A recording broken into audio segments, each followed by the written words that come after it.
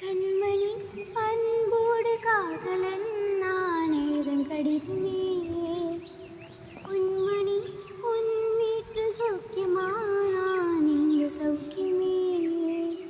உன்னை எண்ணி பார்க்கையில் கவிதை கொட்டது, அது எழுத நினைக்கையில் வார்த்தை முட்டுது.